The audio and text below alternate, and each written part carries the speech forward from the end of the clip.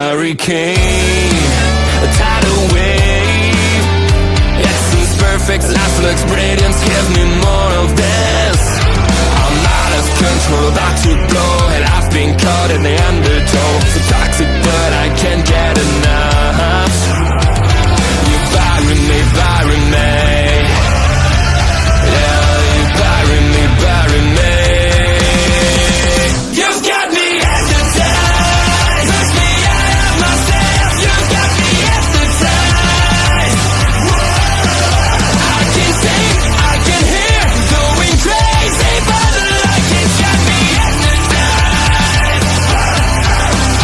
You've got me hypnotized. And get you out of my head again.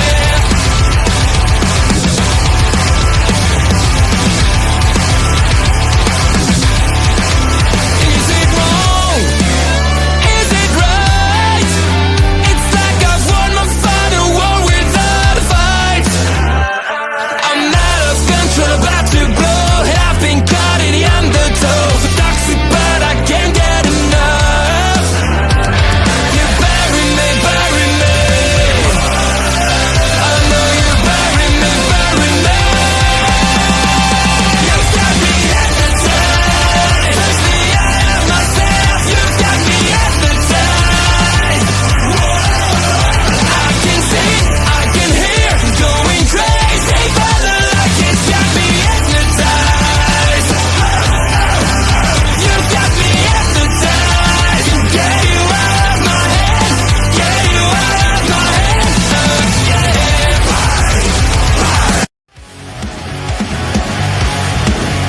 Please note,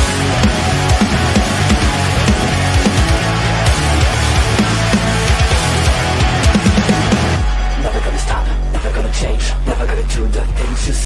I run my own way to get there. Phones are calling and the eyes seem to care. In the air, no more crowd, just the opposite kind of few clouds. So tell me this time is coming for the sake of all your lies.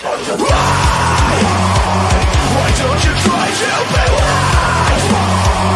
Now that I need you anyway. I never wanted to be alive, just to feel like I'm fading. And though my heart breaks a beat at time, I press the lens just to tell you, don't lead the way, don't even say that I don't with a child playing the rain. I feel like I'm fading.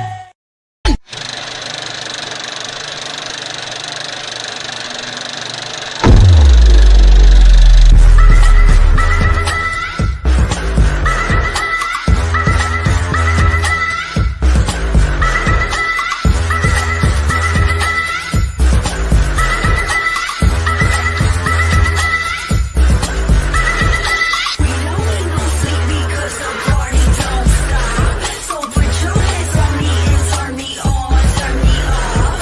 We don't need no sleep because the party don't stop. So put your hands on me and turn me on, turn me off.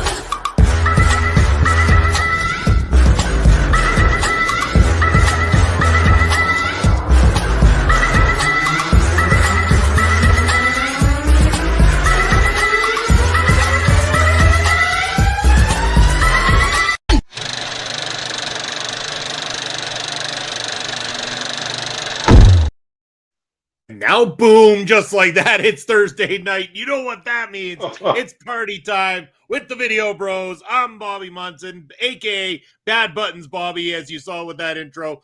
And that man beside me, he is the man with the angelic voice. At least I can get this right. It's Papa Smokes.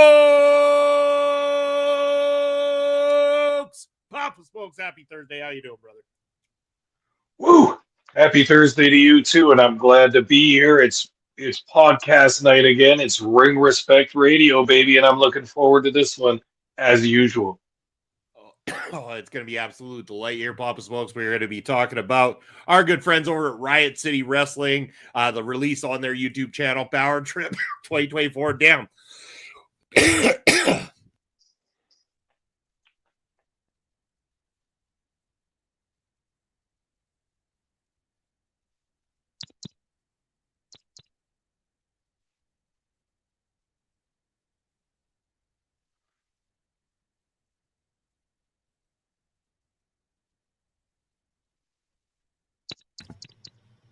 I guess I got muted. Okay, There we thanks for go. the indication. All right. There All we right, go. we're back in it. Okay. How long have I been out for? A little while?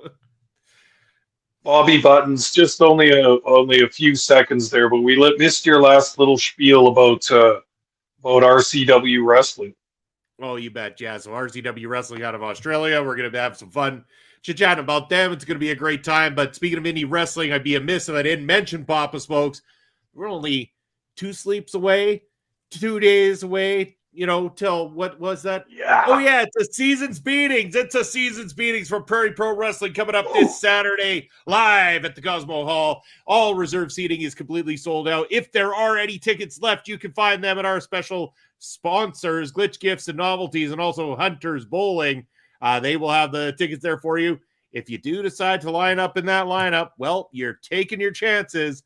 I heard it's going to be decently warm this Saturday, Papa Smokes. So I don't know if the fans will freeze too badly waiting out there, but make sure you're there nice and early. We're going to be having a good old night. I got to finalize some seating charts here after we get off the air, Papa Smokes. But yeah, I'm excited for season's meetings. How about yourself? Oh, so excited, Munson. And I'm not too worried about the lineup. We've seen our friend Vassar at minus 35 wait for an hour out there in his shorts, and it didn't bother him one bit. I mean, he had the warm glow of his phone while he watched them wrestling on that while he waited out there Oh, to get yeah. into the show that night. I mean, it's commitment from the PPW Nation, but it really makes it worth the while. Say his name and he appears. Yeah. Pastor, how's it going, buddy?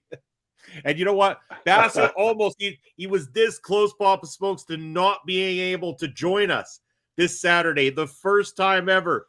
The Bass was going to miss a PPW show. But what happened? It all got turned around. And not only is the Bass Man coming, but Junior Bass Man is coming to his very first Prairie Pro Wrestling live show. Yes. There we go. Oh, Bring man. it, little Bass boys. It's the Bass family. They're coming. There's nothing I like better than seeing the new generation of PPW fans getting in while they're young and coming to their first shows. Man, this is going to be wild. Yeah, it's going to be a great time. I can't wait for this Saturday. The people who get to experience PPW for the first time. We know our lucky winner from a couple of weeks ago there, Papa Smokes, when we did our live show at the U of S. Our lucky winner said that's going to be her first time at a live wrestling event as well, too. So we're going to have some new people. We're going to have some familiar faces. I know there's a couple of group parties that are coming to this thing. So not only we have that one special sectioned off Jared group there that we've got, but we have 2 separate parties of 10 that have booked 10 chairs in a row to hang out at Prairie Pro Wrestling, because that's where they want to celebrate their holiday season or their birthdays or any of the sort, because that's what people want to do. They want to come to Prairie Pro Wrestling and have a kick-ass time. Man, talk about ringing in the season. You can do it in great style at PPW. Always such a good time on a Saturday night. Doesn't take your entire evening. You can come 7:30 to 10:30 or so at night and still have time to do more merry-making after that, if you've still got the ability to make more merry after that. That's right. Well, we're going to be having a great time. Of course, we're going to be ringside, Papa Smokes, filming all the action. It's going to be a good card. I'm sure of that. Got a lot of great people that are going to be coming in for the show. Looking forward to that. Head on out this Saturday to join us in that capacity. It's the last Prairie Pro Wrestling show of the year. And then after that, we will not be back until February. So a little bit of a break from Prairie Pro Wrestling there for a little while, but that's okay. Papa Smokes, we got some special stuff coming out on Prairie Pro Wrestling's YouTube. The last couple of Saturdays of the month of December, you and I have put together a very special best of Prairie Pro Wrestling matchups. You're going to get 4 picks from Papa Smokes and myself over 2 episodes. So that's a total of 8 matches that we introduce over those 2 weeks to kind of give you a little bit of something different over on the channel. And it was a lot of fun recording those tonight. I'm looking forward to those coming out.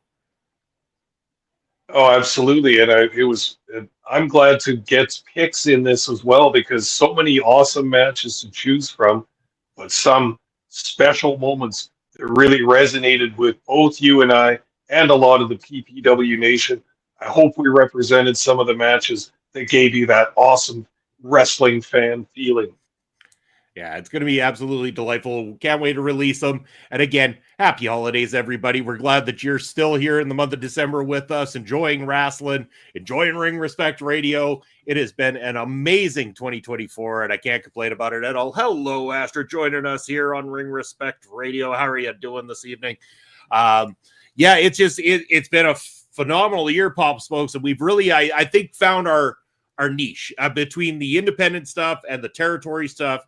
I think we really found our niche and our stride in 2024, and I can't wait for 2025 because I think we've got some great big plans in store, and I'm excited about all the things that'll come up in the meantime because most of the stuff that happened in 2024, zero idea that it was going to happen at all for us kind of thing. A lot of it took us by surprise, and who knows what 2025 is going to bring. Oh, hasn't it been a wild year for us on this podcast, 2 months, and especially the latter half of this year? Man, we had so much stuff to do, many things booked, including the live show. We've got another big trip to the territories coming up this month. We've got Next best week. of PPWs. We've got all kinds of stuff. This is great, man. And it only speaks well to next year. What's going to come up? I know you and I both have a few ideas, but also there's going to be stuff come up that we don't even predict at all. You bet. Well, I can let everybody know that trip through the territories is actually next Thursday night right here on the channel. We're going to be joined by some special guests, including returning to Ring Respect Radio, our good friend, the Divine Light, James Shaw. Man, I can't wait for James Shaw to be back here, Papa Spoke. It's going to be great. And I mean, he might be bringing a friend or two with him. We're going to be talking about the history of professional wrestling in New Zealand. I'm looking forward to that episode. That this has been one of the most fun things of the past year for us too, is you had the good sense to get us to watch some of that excellent New Zealand action, which is great and which I've been enjoying a whole bunch. And then through that, we made one of our friends in the podcasting business, in the wrestling business, in James Shaw, who likes our podcasts and who has become a friend of ours since we interviewed him on the show. What an excellent guy. What a cool and interesting wrestling mind he is. And I can't wait to dive in to some of this New Zealand action because I'm out on a limb here too. I don't know much about this at all, especially about the early history of it. So this is going to be great. As you know, we've started a little bit of research already and we found some cool videos and some old stuff about New Zealand. So I'm going to plunge right into that over the next week and then have an excellent discussion with James Shaw. Yeah, looking forward to it. It's going to be great. Hopefully everybody tunes in for that. But in the meantime and in between time, we're not too far from New Zealand with this one, Papa Spokes. In fact, there's a lot of crossover between these two countries. We're heading over to Australia to talk about our friends at Riot City Wrestling and their release that is now available on their YouTube channel. We're talking about Powertrip 2024. This one, I had forgotten about some of the matches that were announced previously when we watched some of the Riot City stuff here on this particular card. But once it started going, man, Papa Smokes, this card was...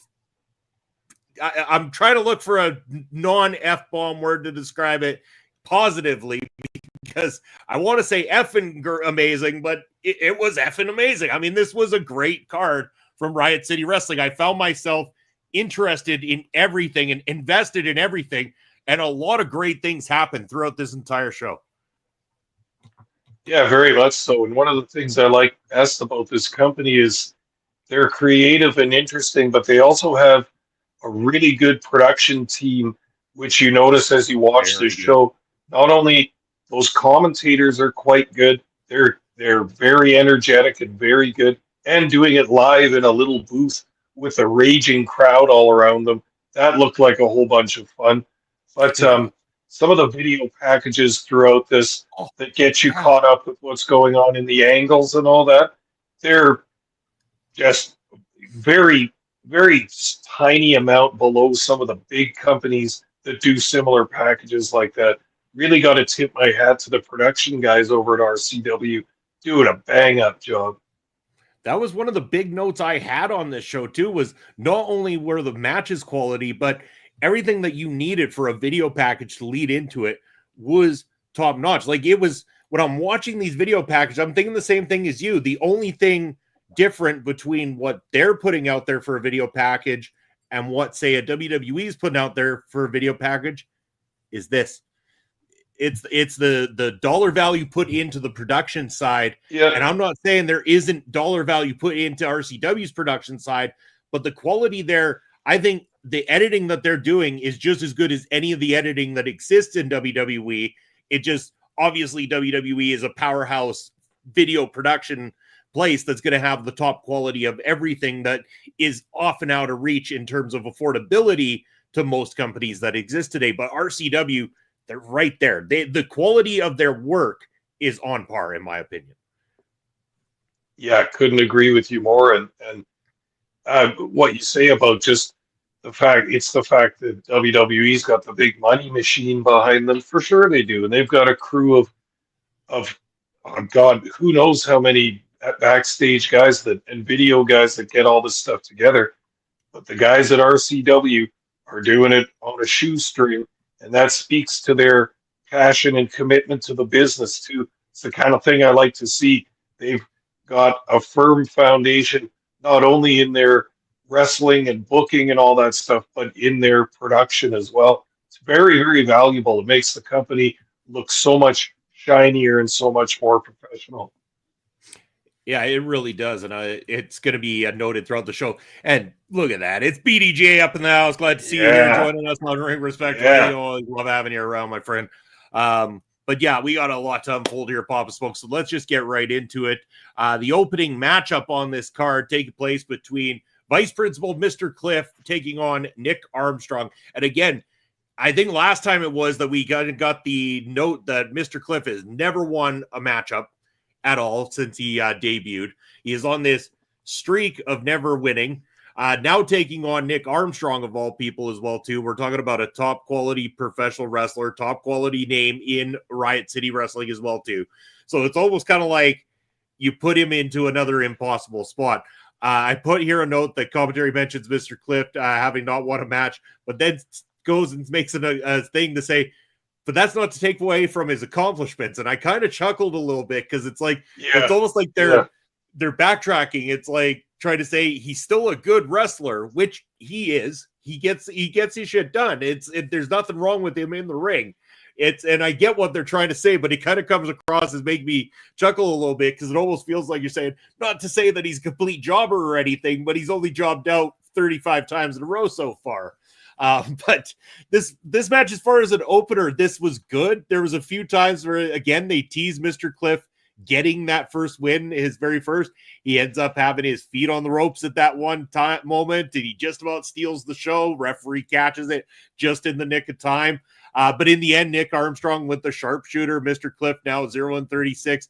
I thought it was a good opener. I mean, it wasn't the best match of the night by any means, but this was a solid way to open this card.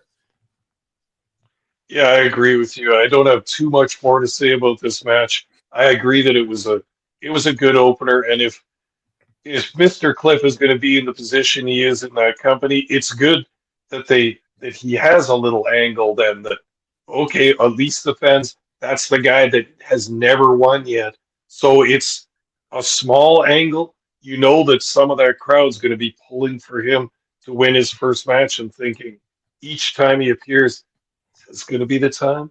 Is this going to be the time? Because he's always against guys that are further up the card than him. You don't expect that he's going to win, but is this the time that he's going to win? You never know. I had to read from one note from my notes here. I watched these matches a few days ago. I have Nick Armstrong looks like the child of Billy Idol and Jeff Jarrett. Yes, because he really does. I'm not trying to toss shade at the guy. No, that's perfect. If they had like a screen mashup and you brought them together like that electronic screen mashup, they just spot on. That is awesome. I was thinking, who does he look like? It's like Billy Idol, but bigger, like a wrestler kind of. Yeah, yeah. Oh, But that's delightful. yeah, this was a pretty okay match.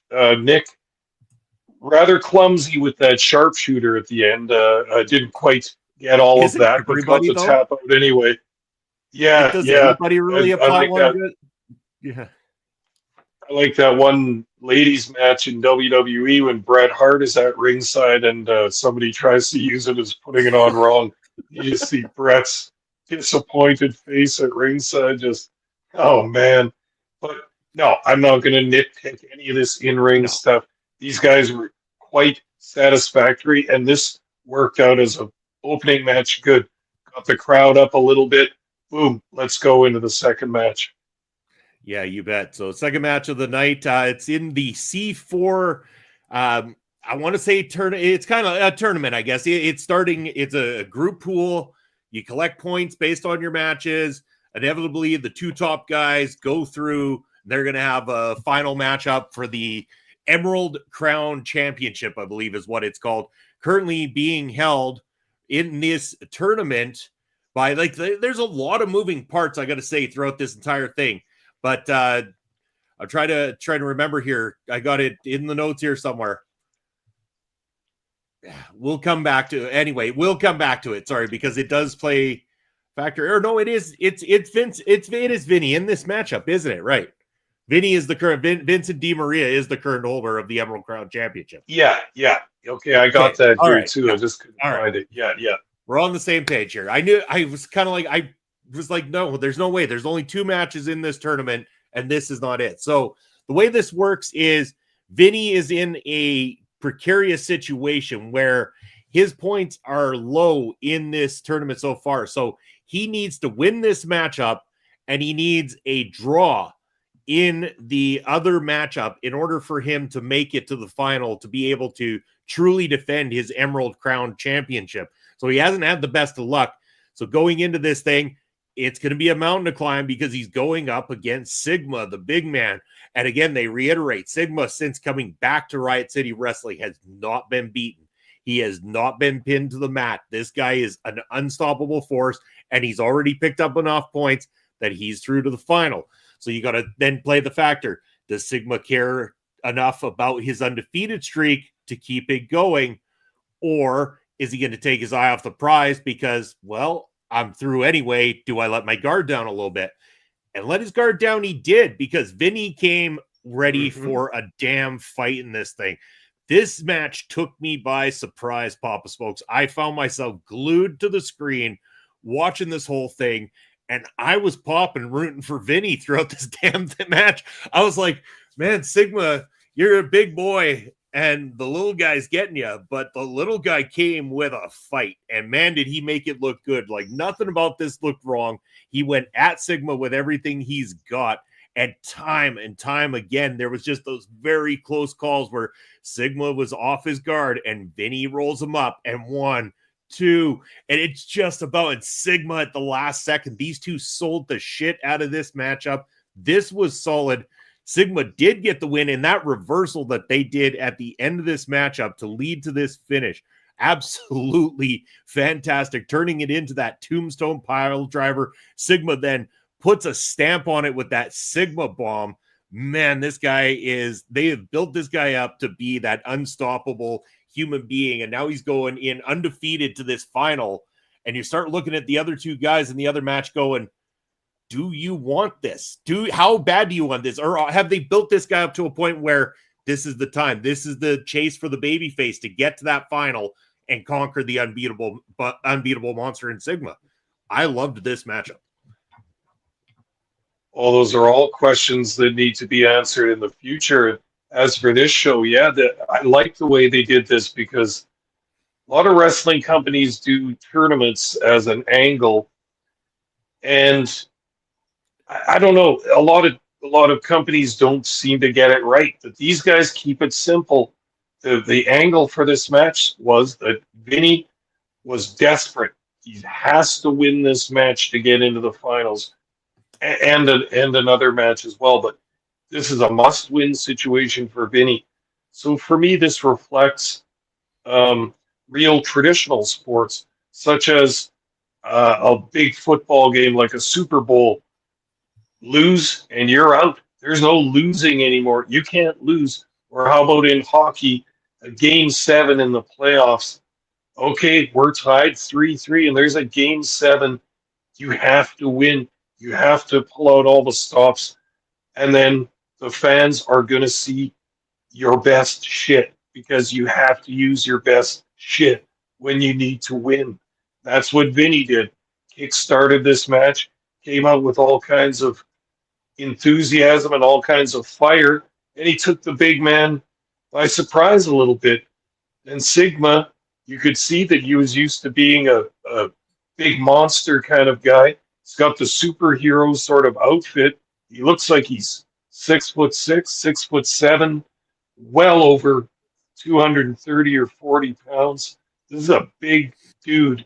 So Vinny's in over his head. It's a great angle. He comes in with fire because he's got to win this. He has to find a way to overcome. And just like a really well laid out wrestling match, by God, he just about got it done on the big guy, despite everything. And then it showed also a little bit of vulnerability towards Sigma as well. He didn't look like the crushing monster that he normally looks like. So this brings some excitement to the final match then, because even though Vinny is eliminated now, whoever Sigma's opponent will be in the final, now we got a match here. Now it might not just be a squash or some easy win for Sigma. Now they've got it set up for that final. Very well done, guys. Excuse me, and a very good match. Oh, very good. And I look at it too now, Pop Smokes, that okay, we get the aftermath, we get Vinny having to hand over the belt, even though Sigma doesn't become champion immediately, because Vinny's out of the tournament, he won't be the Emerald Crown champion, won't get a chance to defend it in the final, so he has to give it up, the look of disappointment on his face. Here's the thing, you can build off that. Vinny either comes back a wrecked man, and it's all about the story of how he's gone to this dark place because of, failing like this, or he comes back better than ever, determined to regain what made him the Emerald Crown champion in the first damn place. So having him out of this thing is not a total loss. In fact, it's only, I think, the tip of the iceberg for Vincent Di Maria moving forward. And I'm excited to see what the company does with him next after what I saw here in this matchup. So gonna move on from there to a match. Like, again, I'm gonna say it. There's, I think, in the comment section, a couple of comments saying that this type of match might have happened in another company. They were trying to, there was a little bit of debate going on. I don't know if that's the case. It might be. I could be wrong, but I'm going to go with it that they said this is the first, as far as I know, it's the first casket match in our Riot City Wrestling, but also intergender casket match at that too. This is where we first get those video introduction packages. We get Katie Trey coming on the screen, delivering his from a graveyard, and damn, this was a great promo from Katie Trey. Before we even start talking any further, I want your thoughts on this promo, Papa Smokes, because I love the hell out of this thing. No, same. It definitely caught my attention, and this guy's kind of a cowboy type dude, but a brash, arrogant dude, and he goes down to a graveyard and cuts a promo that's just very, very tasty with some philosophical language about life and death and everything, and then tying it all around, bring it all back around to his match against Amber, the casket match, which has, of course, ramifications of life and death in it in a way also, right?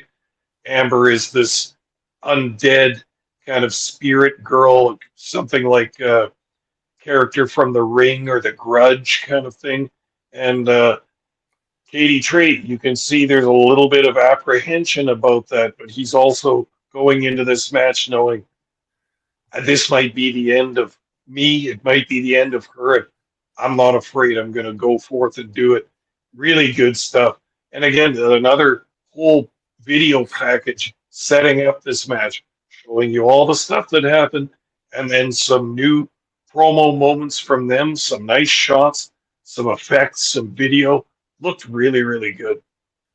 Yeah, it did. And Katie Trey drops that promo, and then we never got much. I mean, I don't recall getting a lot from Amber in terms of talking last time that we saw her on one of these cards, but this time she got to say a whole lot more in this video package, and the way they put it together and the way is strung together, absolutely incredible. I was enthralled before this thing kicked off. And again, gimmick matches aren't always our thing, and there is some over the top stuff that happened in this matchup, and yet I found myself very forgiving of the really over the top stuff here because I enjoyed this. Again, I really ended up liking this matchup. I thought the two of them are very talented in ring. The hired goons coming out, I thought was going to be a bit of a funny spot, and then Amber just makes short work of those goons entirely. I thought that was kind of fun. Yeah. I did note here, as soon as Amber grabbed that bag of doll parts and put them out in the middle of the ring, if you have the audio turned up enough, you can hear this one kid in the audience, and you hear him multiple times throughout the show. He is the best. He's got to be Junior Basser, but the Australian edition right here, because he is the most heard kid, and he's Amber comes to play or whatever, just right out loud as she's pulling out these doll parts onto the middle of the ring. I laughed at that. Then Katie Trey hitting that Uranagi on top of those doll parts to Amber. Oh my God, that was sick. And I just missed some of these messages here. Just called the alley to get some tickets from Doyle. Was told we don't know anything about wrestling tickets. Talk to Doyle. Which alley did you call, brother? I say we kick him. I'm gonna head to Glitch Gifts tomorrow. That's fair. Good luck with that one. Tell Mike you're on the way. We'll help you out. But yeah, that's funny. All right, so yeah, back to the doll parts. Katie Trey Uranagi's Amber onto them, and then they get to the part where they're going towards the casket. They fight back and forth. They're rolling Katie. Amber, Katie gets rolled into the casket. Amber then goes in after Katie Trey, and then the two of them go down into the casket. The lid closes. The referees look confused, like, do we call the match? Is this because both of them are technically in there and the lid's been shut? But what do you do in this situation? So it was like, we've never seen this before from anybody else. What do we go with? And so they look confused until all of a sudden Amber rises from the coffin. No sign of Katie Trey. She walks out, slams that shit shut, and wins this matchup. As far as a gimmick match goes, I enjoyed this. Amber is the right gimmick for this type of matchup, and they sold me with those promos at the beginning. So even with a little goofiness in this one, I found myself enjoying my time. Yeah, I liked it too. And this was clearly one of the feature matches on the card as well. And the crowd was into this. So clearly they had been along for the ride, for the build-up for this match. Yeah, not one of my favorites, but still well done. I thought both performers were quite good, were true to their character, so to speak, and they got something with Amber. I think it's not so much to my taste, but for modern wrestling, it's a good thing to have in your company, an interesting angle to take on a female wrestler, and then Katie. Good stuff, man. Like, did we see him on one of these previous RCW cards that we covered? Because I didn't remember him so well, but he was in the Rumble for sure. I know that much because I'm familiar with him from a long time ago when I was writing about the company. Okay, for sure. He's pretty good, and you can see it's not his first rodeo, no pun intended. There was a lot of cowboys on this. There was a lot of cowboys on this card, too. The ring announcer had a nice Western look in a cowboy hat, and there was a little posse that we'll see later on, or a little faction that were all down under Aussie cowboys as well. I kind of like that look, but casket match is one of the feature matches of this card. Well done. Crowd liked it. It was visually nice, so good job, guys. Yeah, very well. And then up next, we had a tag team matchup featuring 4 top names in this company. We got Matt Hayter and Mickey Fortune. Mickey Fortune, of course, the Riot City Rumble winner, who's going to be taking on Chris Basso for the championship coming up. And he's got Dean Brady there, his tag team partner, aka the Old Guard.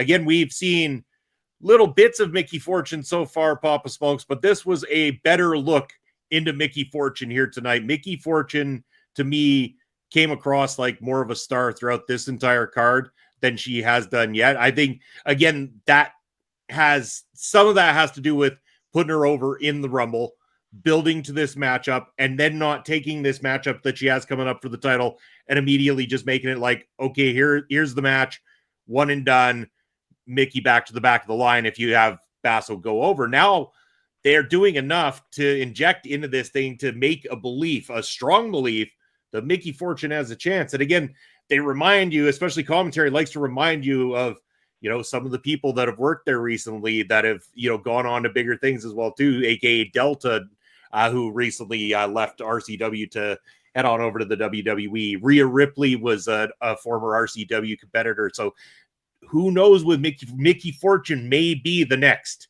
women's star from Australia. She's already heading that direction, working with 3 other top individuals right here in this tag team matchup. I thought this was strong. This is looking good. It's got that story behind it because of the belt and everything like that. I enjoyed a lot of what I saw here, and I think that all 4 of these 4 wrestlers, there's a reason RCW has them at the top of the card. Yeah, very much so. And this was, you could kind of get the feeling that this was another one of the feature matches of this card, because this is also pushing along an angle that they have going with Mickey Fortune. She's obviously someone that they think very highly of there because they're giving her a pretty good push. They're giving her some opportunities. She doesn't seem to have too many other lady wrestlers to work with, so she's doing some intergender matches, and sometimes those don't look so great visually, but Mickey Fortune makes this happen. I actually thought it was quite seamless that she was in there with 3 other guys, one as her partner, and then the old guard as the opponents. She looked good in there, and all the stuff she did, all the offense was sold nicely. It looked like it was believable in the, with a couple of size differences and such, that Dean Brady's a pretty big dude or whatever, but it all looked really good. And Nikki Fortune's obviously one of the stars that RCW has their eye on, and they're going to give her some big matches and push her towards the top of that card as well. She's taken that chance and running with it. Yeah. And I mean, this one ends up Hayter ends up getting on a microphone. He distracts Dean Brady, draws him away from the ring, ends up attacking him, coming back, super kicks Basso. Mickey Fortune then hits the moonsault, pins the champion in the ring, getting that victory for her team. But also pinning the champion is the key note here. And I got to ask Papa Smokes, from what we know about professional wrestling, as much as they've made everyone now believe in Mickey Fortune, do you now believe that this is all to make it look like there's that window of opportunity? But unfortunately, it's still going to be, at the end of the day, not a happy sight for the Riot City wrestling fans, because Basso is going to end up picking up the W still. Well, yeah, I think that's a distinct possibility, but of course we don't know until that happens, and Fortune's going to try and stay in her spot that she's got ever since that huge Rumble win. She's been just on fire in that company, and to get a non-title win or a tag team match pin over the world champion, that's just tasty little bit of heat to build up for the fans. Now you got the fans talking, well, she can do it. We saw her at the last show. She pinned Basso, so she's got every chance to do it in the championship match. Nice. Nothing fancy. That's good, solid, simple booking as far as I know about it. And it works. And it'll have the fans wagging their jaws back and forth talking about, is Mickey Fortune going to be the champion, regardless of gender, the champion of RCW? Just maybe, eh? She very well could be. I know I'm going to be excited to talk about this matchup when it finally comes out, when we get the chance to witness it and review it here, Papa Smokes. They've sold me on it. That's the best part. This tag match and what they've done here since Mickey Fortune's win. Again, we kind of came into it at that point, so we weren't familiar with anything leading up to it. But seeing Mickey win that that Riot Rumble, and then going on into this, and we're seeing more from her. We're seeing her mix it up with those top names, seeing her kick ass. I mean, I start to believe they could pull that trigger, and I very much would be okay with that at the same time too. I think they would get a massive pop from the fans if they pulled the trigger on a Mickey Fortune title run. So we will see when that happens. A lot more to unfold here still. Up next, we had a promo from Grimm, who's going to be in the main event against Havoc. Papa Smokes, this promo, this was delightful. Again, the promos from some of these wrestlers in Riot City Wrestling are just on point. Obviously, we got a guy here in Grimm that's got, some years behind him. And so, he's working along with the old guard. We saw him kind of take that turn on Hater at the last program there. They recapped that for us. And then he explains why. He says that, he was sizzling. He was boiling throughout that entire matchup. And to the point where he got to that boiling point where he just couldn't stand Hater anymore. And that's when he attacked him. It was nothing pre-planned. It was something snapped inside of his head, watching these young guys who aren't built like the old guard, as he puts it here. They're not built like Havoc. They're not built like Grimm. They are, what was his reference? His generation are monsters that are pretending to be men. Meanwhile, the new generation are nothing more than men pretending to be monsters. Dynamite. Absolutely dynamite line here from Grimm. Oh, good stuff. I'm glad you reminded me of that absolutely golden line. And yeah, I don't have much more to add about this promo except to say that he's got years behind him, and this isn't his first time doing this. He's not trying to be fancy. He's not trying to bring a bunch of poetic stuff and a bunch of lines from great literature or anything. He's breaking down the situation the way a wrestler would see it and conveying that over to the fans. That's a promo. That's getting some emotion into it. That's feeding some emotion to the fans, seeing if they feel it and give it back. Well done. Once again, the production side of this, the crew building this into a show by putting some of the pre-taped interviews in at the right times. Just good stuff, and really helps the fan, especially new fans that jump in on the product that haven't been watching all these build-ups. You can get them right up to speed immediately. Very good, very intelligent way to set up your show. Yeah, I loved every second of it. The next matchup is the fatal four-way or four-way dance, or however you want to word it. I don't know how these matches work anymore because I'm fairly tuned out of them, I got to say. And this is not to the discredit of any of the four of these individuals. We got Mike Boomer versus Red Shaw versus Kai Toa versus Red Smash, who I'll be happy to watch and review when I get to see some opportunities to see them in some one-on-one matchups. I like a lot that I saw from some of these guys. In particularly, biggest one that I've got my eye on in a lot of ways here is Red Shaw. I think Red Shaw is the type of wrestler that I personally enjoy watching. I imagine you share the same sentiment there, Papa Smokes. Yeah.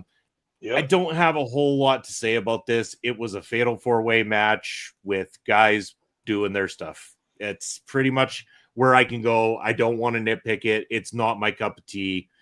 I just don't want to go down that path personally.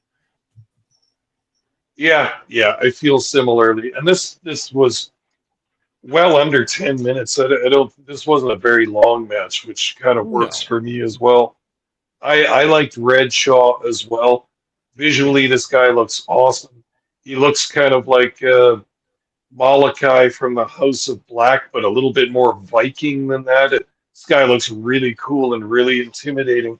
And he's got some size to him as well. The other person that stood out to me in this match was Kai Toa, who they said was 17 or recently 18 years old. 17. And he shows some promise. And once they said that about his age, it kind of puts the spotlight on him a little bit. So I started watching him. He wrestled a nice, clean match. He's green still. You can see he's not a practiced professional wrestler like some of the guys on this card, but showing some some real potential. And he's young, small, slim, but he's light and aerial, and he's got some moves. So the sky's the limit for Kaitoa in the future. That was a guy that I like to watch. Maybe we'll see some more of him in the future in RCW. I'm sure we will, because I thought they mentioned as well that he's one half the tag team champions, so I'm sure we're going to see a lot more. At the end of the match, Redshaw ended up pinning Red Smash. Redshaw is trying to unmask Red Smash. The lights go out, some weird music plays, and all of a sudden we get, for those of us who haven't seen him before, we get Einar the Strange returning to RCW. Apparently he hasn't been seen in a year. He lost some sort of have to leave Riot City wrestling matchup exactly 1 year ago, but here he is regardless. Einar the Strange comes out, and Redshaw looks worried. Redshaw looks worried about this return here, Papa Spokes, and I feel that if there hasn't been history, there's about to be some history between these two individuals. Well, and you can see why too, because as tough and as intimidating as Redshaw looks, boy, Einar takes it even to a new level. He's some kind of a Viking warrior as well, with some war paint and everything on, and he comes out looking all kinds of crazy. So this stare down or confrontation that these two had really gets the mind going for the next couple of shows for RCW. They've obviously got the dance partners picked out, and it's going to be these two maniacs against each other. Imagine some of the matches these guys will put on, and imagine what their feud will culminate in, some kind of an insane finishing match, some kind of a gimmick match, I can imagine. That's going to be wild. Yeah, can't wait for it. It's going to be interesting.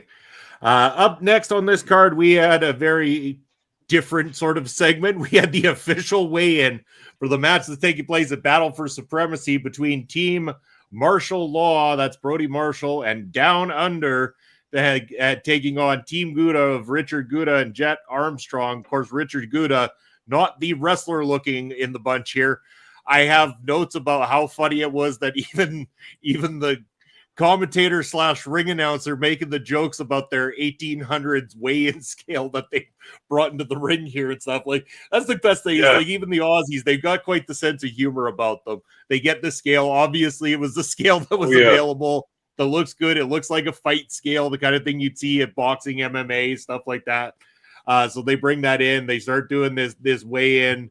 And, I mean, it was what it was. It was designed to obviously going to have some shenanigans. You can't have a weigh-in or a contract signing or any of these segments leading up to a show without something going wrong. And of course, all hell breaks loose. The heels start cheap shotting all over the place.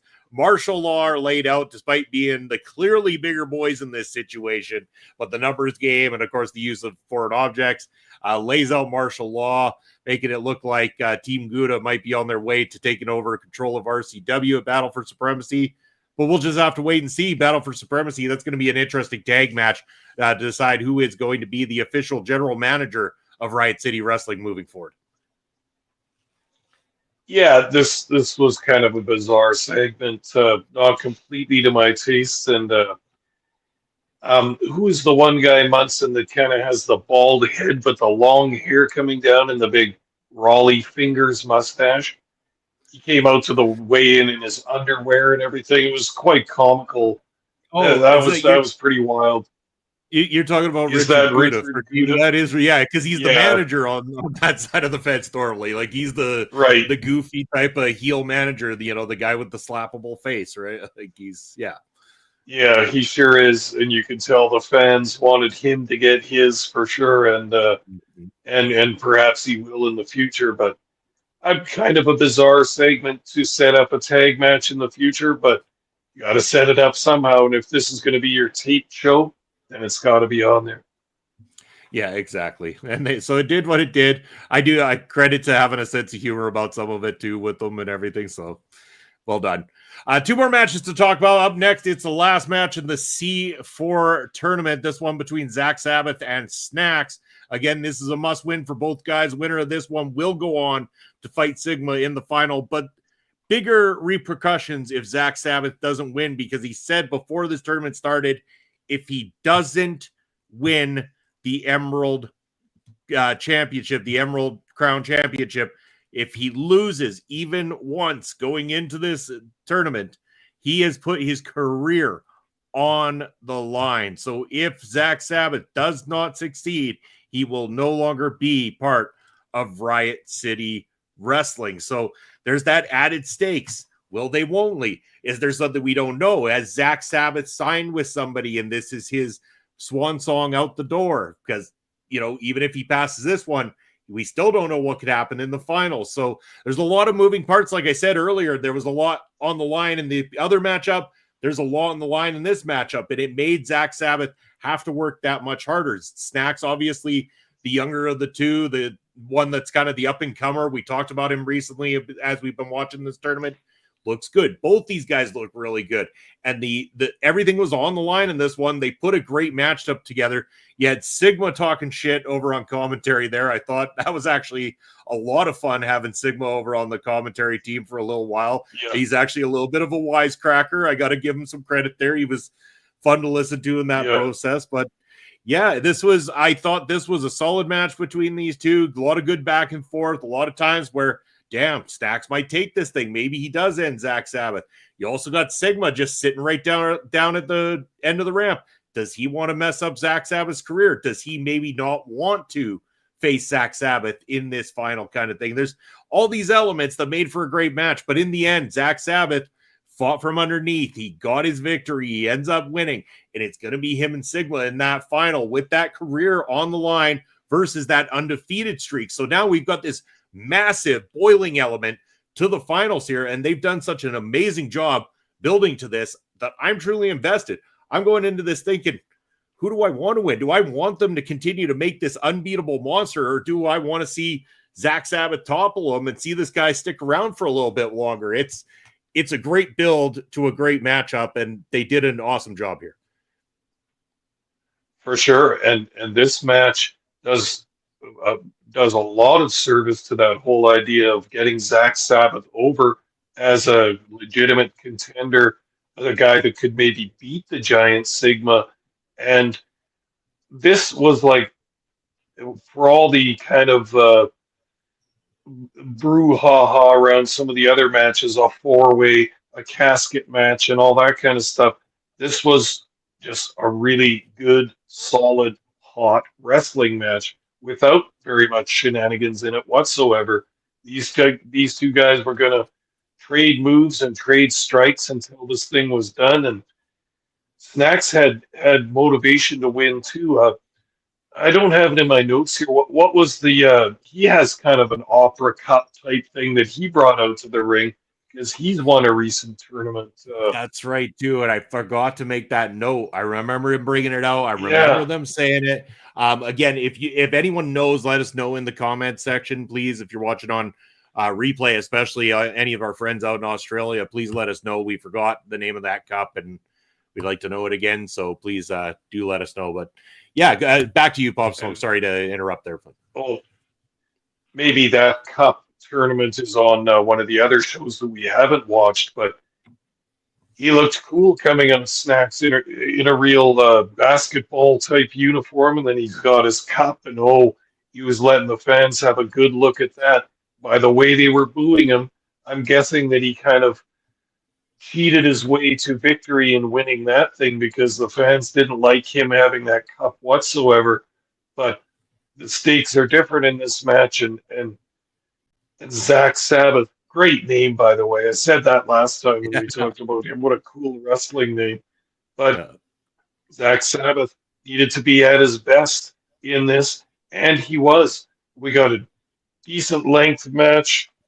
I don't think I have the time written down for this one, but it was a 15-minute match, roughly, something like that. They gave them some time in the semi-main event, and this was our wrestling match. This was our technical and scientific and striking match extraordinaire on this card. So the guys really showed the kind of professional wrestlers they are in doing this just really probably for both of those guys a small masterpiece. Yeah, it really was. But we got one more we got to talk to, and I mean, we are coming up to the top of the hour already, and we encourage you all to stay tuned later tonight for the Honor Ramble featuring Auntie Collins and Kimmy Sokol. Yes, get your time in with Kimmy while you can as she counts down the days before she takes off to be a massive star, agent to the stars anyway. But it's been absolutely delightful having Kimmy here as part of our local establishment, Papa Smokes, and I know we're going to do everything to get her on as many shows as possible here this month so that she can have some fun with family OLE here for a little bit longer. So make sure to go support Auntie Collins and Kimmy Sokol. It doesn't mean the Honor Ramble's going away. Stuff's happening. We got things brewing in the background. Don't worry about it. We got you all covered. But go show the love and support there coming up as we head into this, our main event of the evening. Yes, we got two seasoned veterans here, Papa Smokes. They went one-on-one in this singles match, scheduled for one fall. One fall. There we go. All right. So Havoc versus Grim. We heard the build-up earlier with the promo from Grim. We get to find out more about Havoc with this video package, talking about his 25 years in the industry, all the amazing stuff that this guy has done throughout his time, really selling the idea of how big this is, how big this matchup is. In fact, like these are two big names in Australia and for professional wrestling in general for what they have committed to this industry, going one-on-one in this big main event. This is a couple of big boys. And sometimes you get these big boy matches on some of these cards and people groan because they're a little bit slower.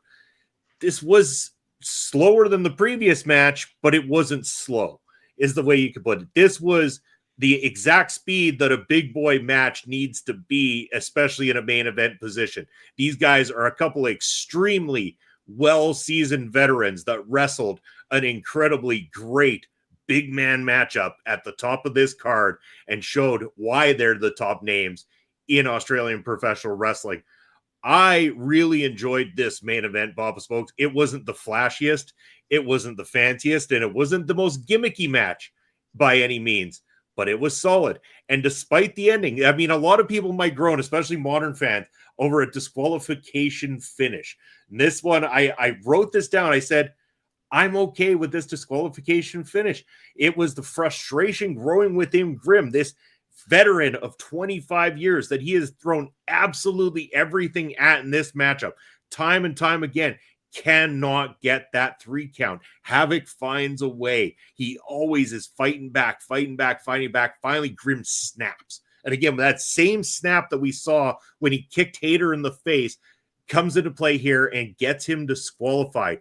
This fleshes out more story here because they're building for this battle for supremacy that seems to be, as far as I can tell, a big card for them, something they're really going all in on. And now you've got this opportunity here. It's this unsettled feud between Havoc and Grim at this point after having this banger of a main event. I'm sold, Papa Smokes. I want more. And that's exactly what this needed to do. This needed to leave me wanting more. It needed to make me excited for Battle for Supremacy. And Riot City Wrestling checked all of the points off with this card and this match. For sure. And this was obviously the best match to pick for the main event. Especially, it stood out because of the previous match between Zach Sabbath and Snacks. We talked about that being an action fest. Lots of moves, lots of reversals, lots of holds, lots of different spots all around the ring, outside the ring. This one slowed it down a lot for the big guys and the older guys, the veterans. So you knew that instead of trying to have a match where they try and do every hold or move known to mankind, no, they're not going to do that. They're going to work nice and slow, and they're going to work this entire match throughout this whole building and to the cameras. These guys are veterans. They're very smart. They know how to do this by now. They've been doing it for years and years. So there's no need to do hurricanranas off the top rope and all that kind of stuff. These guys were going to work with each other, with the referee, with whatever kinds of managers were going to be kicking around or anybody that interfered. and then they're going to work with the crowd too. And these guys are experts at doing all that stuff. So you put them in this main event match with a whole bunch of heat, just like we were talking about PPW a while ago with the rivalries that we've had. Some of those rivalries and feuds and wrestlers hating each other has gone on for years, has gone on for 10 years, 15 years in this province. Think of these guys down in Australia having been wrestling for 25 years. They might have started out at similar times. They might have wrestled each other many times over all those years. But you can see that there's a jealousy or a simmering bitterness or whatever you want to call it between these two that has turned into a powder keg about to light on fire and explode. And that's what we saw in this match. Munson, what about that one spot? I just love the one spot where the giant had the smaller guy. He was standing on the second rope and hanging him with his hands like in the Grimm's legs were swinging back and forth, and he just kept hanging him in the corner. That was just the visual on that. The camera guys got in there, showed that full body shot so that you could see, oh yeah, there's nothing holding this guy up. He's not leaning on the ropes. He doesn't have a tiptoe on the ground. He's actually getting hanged by the other man's arms in the corner. Such an excellent big man spot that I've never seen before. You imagine Big John Studd or somebody having done that in the past. That's a very cool move. Oh, I loved it. Yeah, it was an awesome visual, great for these two guys. And again, takes a skilled professional to be able to do something like that and not get somebody seriously injured. So again, kudos to these guys for putting on this type of match, doing moves like that look sick as hell, but at the same time aren't going to cause any serious life-threatening or career-ending injuries and stuff like that. That's why I say when you get two great professionals in the ring on display like this, you end up getting treated to an A-plus main event, and that's exactly what we got. Loved every second of it. I enjoyed this whole thing, bar from not being a fan of Fatal 4-Ways and stuff like that. As far as I'm concerned, there wasn't anything dull about this entire card. This is an A-plus for Riot City Wrestling in my books. Loved every bit of it, and I'm stoked for Battle for Supremacy now. How about yourself? No, same. I like the Riot City Wrestling as well. They got a good thing going on there. I like the. We didn't even talk at the beginning about the venue or anything like that. It was taped. It was taped October 11th of this year at Goodwood Community Center in Goodwood, South Australia. So I'm going to guess that that's maybe near Sydney somewhere, maybe a suburb of Sydney. But this looked like it had a few hundred people there. They keep the lights off over the crowd, so you don't get such a good look at the crowd. But I'm always curious about the crowd. I want to get a good look at them. We got a few peeks when there was some action outside the ring, and I like this. I love these fans down under. You could see again a family, a mom and a dad, and a couple of little kids. Now there's some girls, teenage girls. Now there's some guys. Now there's you see all these different demographic fans represented at the show. That means that you have a good product, a good balanced product, and you can draw fans from various demographics.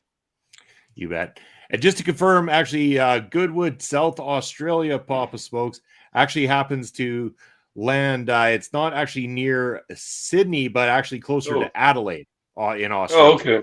Yeah, so Sydney is actually in New South Wales portion of Australia, and South Australia here near Adelaide is where they were. As PPW is home. It's home to us as well too, Vassar, and we're going to make that home this Saturday night. So can't wait for seeing the look on Little Bass's face. We're going to have to make sure we get some shots of Little Bass throughout the night as he's witnessing the very first time. I remember witnessing him at his very first wrestling show in the first place. This is his first pro wrestling show. It is going to be insane. I can't wait for it. But That is going to be coming up this Saturday. But in the meantime and in between time, we got to roll for the night. So Papa Smokes, cost me more money. Use that expensive ticker and tell the people where they can find you. All right, everybody. I could be found in Elon Musk's free speech wonderland known as X. I am at smokes_Papa. I'm also on Twitch at Papa_Smokes_. There you go. That's for Papa Smokes. That's for myself. Down below right there, it's at Real Bobby Munson. Our Instagram threads, Video Bros SK and Video Bro _Bobby Munson on the Twitch, and then over at the Blue Sky there I am as well too. You can check me out on various shows, including this Sunday where I'm back with Point of View as we're doing more of our NFL predictions. We're going to be talking a little bit more about the world of English soccer or English football as well too, as there are a lot of different news that's come up here. I know Mark's got some stuff cooking. I've got some stuff cooking. It's going to be a banger of a show here this Sunday. Of course, myself, Bob Spokes on the commentary team at Prairie Pro Wrestling this Saturday afternoon, and back with you next Thursday night for a trip through the territories, New Zealand. Divine Light, James Shawn, friends, going to be joining the Video Bros. But that's going to be found at one place, and one place is OLE Podcast. That ticker down below is where you can find OLE Podcast. Make sure to like, follow, subscribe, all those wonderful things. If you're here on YouTube, leave us a comment in the comment section. Give us a thumbs up. Turn on that notification bell so you know anytime we release new material right here on the channel. And that's every day, from short form content to long form content to live shows, just like Ring Respect Radio. We got it all for here at OLE Podcast. But that's going to be it for us this week on Ring Respect Radio. We thank you for tuning in. From myself, from Pop Smokes, take care, and we'll see you next Thursday.